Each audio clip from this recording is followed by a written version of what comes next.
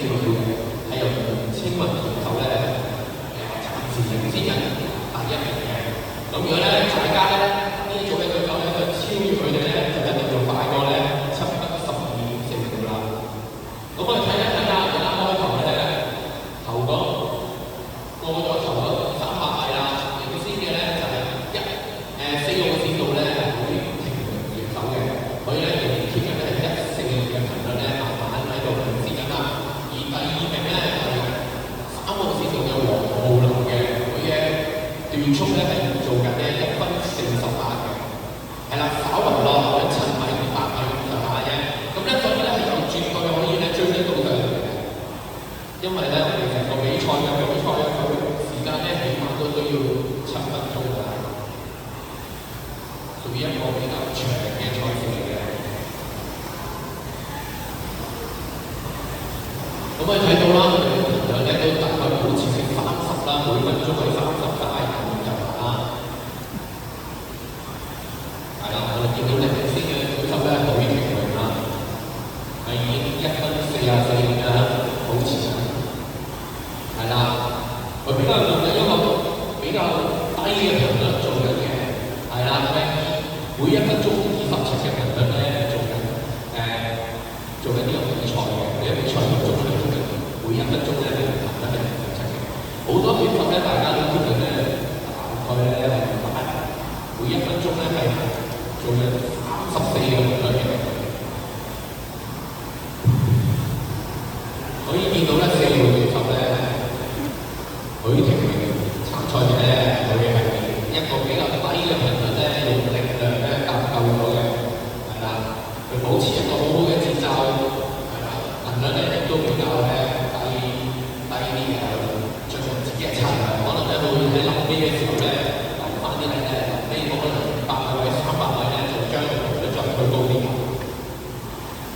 咁咧一般咧好多時我哋比賽咧個可能會貼咧保持咧大概係每1分鐘咧30到34嘅頻率不等嘅。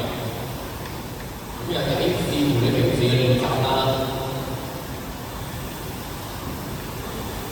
好啦，比賽咧已經差唔多領先緊咧19米啦，佢領先4號選手咧領先緊第2名咧都好先位林俊康咧係19米嘅。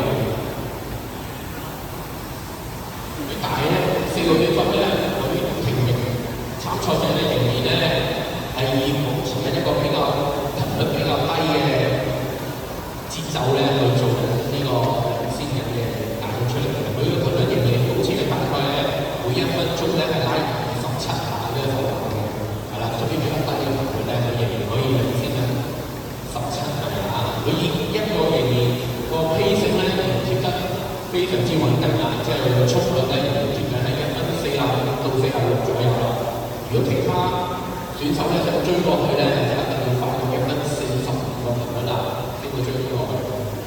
咁而家睇而家嘅情況咧，佢係有機會咧可以大概7分鐘左右咧完成咗2000米嘅賽事。睇翻時間咧，因為頭2位選手咧都係接近1分44、45左右，頭3位咧都係1分44到1分46。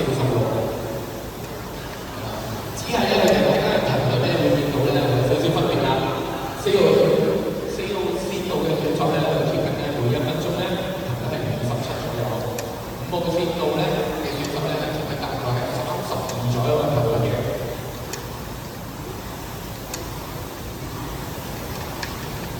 咁咧賽喺呢個運動咧最緊要咧係用到腳力嘅，呢部機咧點樣可以用到腳喺度落塊板度啦，跟住咧進行咧就腰啦、手咧都要用到嘅。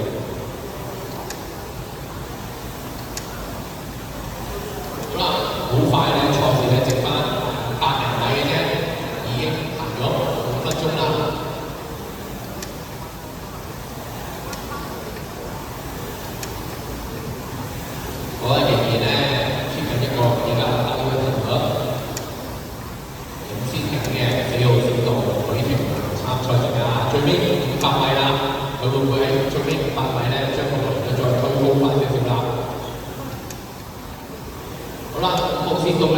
已經追到得翻落後3米啦，係啦，已經一個秒速咧1:44嘅咁樣啦，係啦，分別喺第2同第3名嘅對手咧都追緊佢哋啦，已經越嚟越接近啦。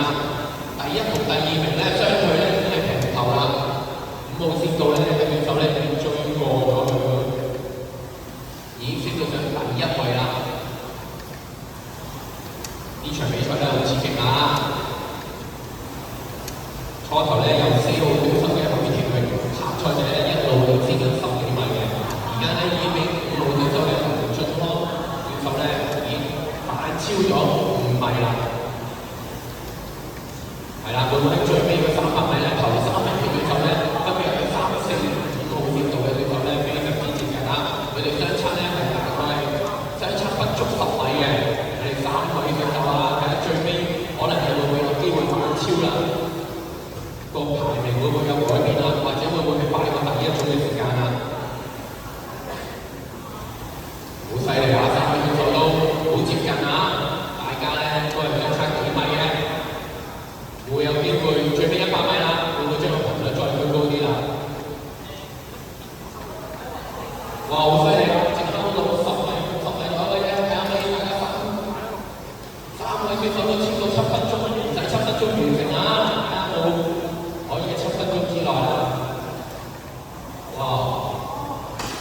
好犀利啊！第1位選手係6分59.8秒啊！每停位參賽者咧以一個好快嘅時間咧完成咗，喺7分鐘之內完成咗。第2名咧5號線度嘅林俊康，第3名咧就係3號線度嘅黃浩文啊！咁另外咧有2位參賽者繼續啊！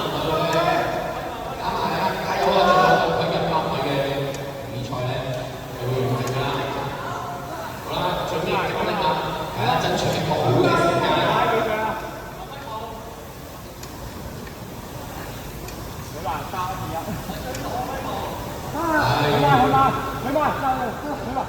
好啦，啱啱咧都完成咗啦，啲時間咧都非常之快啦，全部都係8分鐘之內啦，甚至乎咧有1位參賽者咧係7分鐘之內完成咗呢次。